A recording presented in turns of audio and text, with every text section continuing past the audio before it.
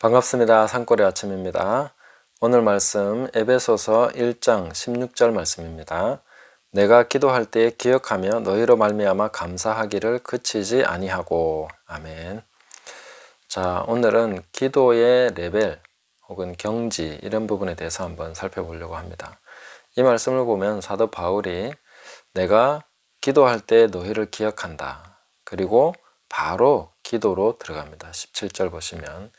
그러니까 바울의 편지는 대체로 더디오나 다른 사람들이 이렇게 대피를 해줬습니다. 대신 써줬다는 것이죠. 왜냐하면 바울이 안질이 안 좋았다는 그런 말이 있고, 그래서 바울이 직접 쓰기보다는 이제 다른 사람들이 쓰도록 하고 바울은 이제 불러주는 거죠.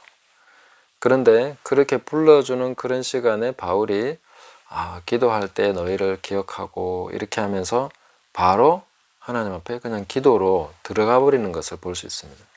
에베소서에서는 두 번이 그런 내용이 나옵니다. 오늘 이 16절 다음 17절이고 그 다음에 3장에 넘어가면 14절부터 보시면 이러므로 내가 하늘과 땅에 있는 각 족속에게 이름을 주신 아버지 앞에 무릎을 꿇고 비노니 하면서 또 바로 기도로 들어가는 거죠. 그리고 중간중간에 보면 사도 바울의 서신은 한 번씩 바로 기도인지 말하는 것인지 이렇게 그 구분이 안 되는 그런 것이 종종 나오는 것을 볼 수 있습니다. 이것은 바울이 기도 생활을 어떻게 했는가 하는 것을 엿볼 수 있고 평소에 바울의 삶이 어떠했는가 하는 것도 엿볼 수 있는 대목입니다. 그냥 늘 기도하면서 사는 것이죠. 일상생활이 바로 기도하는 생활이다 이렇게 볼 수가 있습니다. 사람과 만나서 대화하다 보면 그냥 얘기하다 보면 그게 하나님 앞에 그냥 자연스럽게 기도하게 되고 또 얘기하면서 또 뭔가 얻게 되면 알게 되면 또 기도하고 이런 식으로 그냥 계속 기도와 일상생활이 병행돼 가는 혹은 그냥 일상생활이 기도고 기도가 일상생활인 이런 삶을 살았다 하는 것을 볼 수가 있습니다. 우리가 추구해야 될 기도의 삶도 바울이 했던 그런 기도의 삶의 모습이어야 되겠다 하는 생각을 하게 되고요. 그 다음에 예수님도 역시 마찬가지입니다. 예수님은 시간을 정하고 새벽에 혹은 밤을 새워서 기도하신 그런 것도 분명히 보여주고 계십니다. 그러나 예수님의 뚜렷한 그 삶의 특징은 뭐냐면 아버지께서 하시는 것을 아들이 보지 않고는 아무것도 할 수가 없다. 그렇게 말씀하신 것은 평소에 예수님께서 어떤 삶을 사셨는가 하는 것을 볼 수 있는 내용인 거죠. 항상 아버지께서 하시는 것을 주시하면서 그렇게 해나가는 것은 그게 바로 기도의 삶이라는 것이죠. 그리고 예수님도 바울처럼 보면 그냥 평소에 하시다 보면 그냥 바로 하나님 앞에 기도하시거나 이런 것이 일상화되어 있는 것을 볼 수가 있습니다.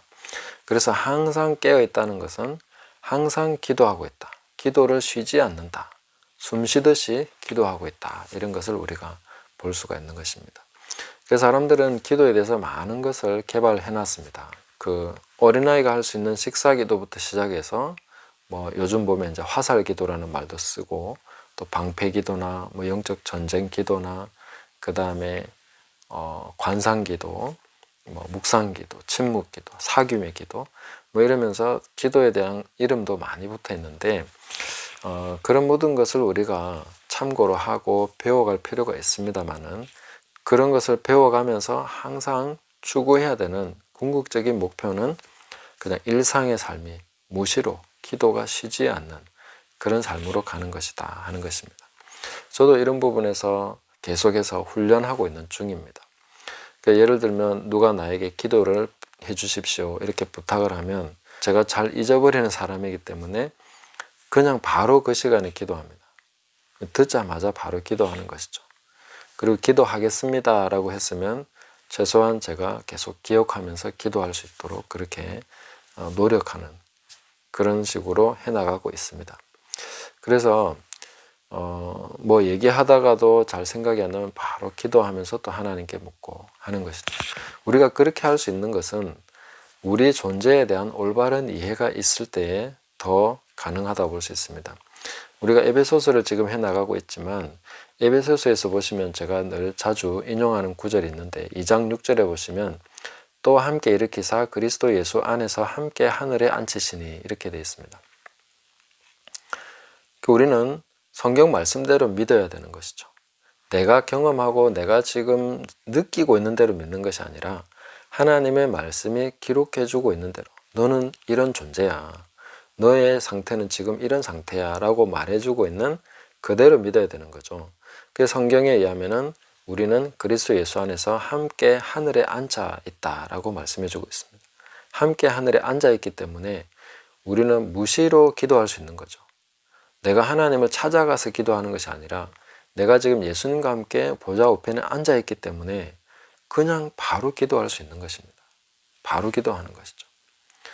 그리고 우리가 구약을 쭉 이렇게 살펴보면 12명의 정탐꾼 이야기를 알지 않습니까? 그들이 이야기했던 것, 불신앙적인 이야기든 아니면 신앙적인 이야기든 하나님이 다 듣고 계셨습니다. 어쩌면 기도할 필요조차 없었던 거죠. 그냥 말하는 그것이 기도였던 거죠. 하나님이 듣고 계시니까.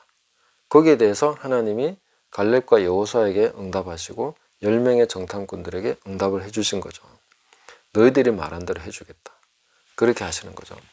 그러니까 우리가 기도에 대해서 좀 더 이해할 필요가 있습니다. 사실은 우리가 말하는 모든 것이, 우리가 생각하는 모든 것이 하나님께서 다 보고 계시고 듣고 계시기 때문에 그 자체로 기도가 성립이 될 수 있습니다. 물론 우리가 깨어서 우리 삶에 있어서 하나님 앞에 적용하고 계속 그렇게 해나가는 것은 굉장히 중요하죠. 그러기 위해서 사실은 기도한다라는 표현을 쓸 수 있습니다. 느헤미야처럼 자기가 어떤 중요한 그런 순간이 다가왔을 때 잠깐 하나님께 묵상하고 무슨 말을 해야 될지 어떻게 해야 될지 묵상하고 그렇게 나갈 수 있죠. 또 나라와 민족이 큰 위기를 만났을 때 그때 이제 에스더 같은 경우는 또 금식하면서 다 같이 기도하는 이런 거 다 해야죠. 이런 모든 것이 필요합니다. 그러니까 무시로 우리가 기도할 수 있다고 해서 이런 성경이 말해주고 있는 새벽기도, 철야기도, 그 다음에 금식기도, 때에 따라서 하는 그런 기도가 필요 없다는 것이 아닙니다.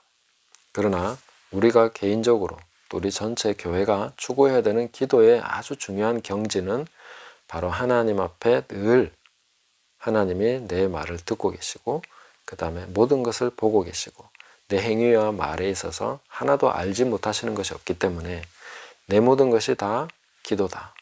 이런 마음을 가지고 또 그런 것이 실제로 그렇다는 것을 알고 깨닫고 살아가야 되는 것이죠. 그것이 우리가 추구해야 될 기도의 경지다 하는 것을 꼭 기억하시면서 오늘도 사도 바울이 기도할 때에 기억하면서 또 그들을 생각하면서 감사하면서 그렇게 바로 또 기도로 들어가는 이런 거 볼 수 있죠. 바울은 감사하기를 그치지 않았다 이렇게 말씀하고 있습니다. 그러니까 평소에 늘 기도하는 사람은 감사가 계속해서 끊이지 않는 범사에 감사하는 그런 삶으로 들어가게 되는 것이죠. 그래서 항상 기도할 수 있다는 것은 항상 또 범사에 감사하게 된다 하는 것과 같습니다.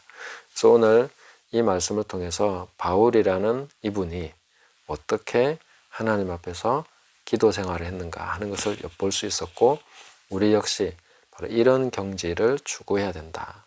그리고 더욱더 다른 모든 기도의 그런 방법들을 배워서 또 접목하면서 우리가 더 강력한 기도의 사람으로 또 이 시대에 하나님께서 응답하시는 그 능력 있는 기도로서 또 살아가는 그런 삶이 되어야 되겠습니다.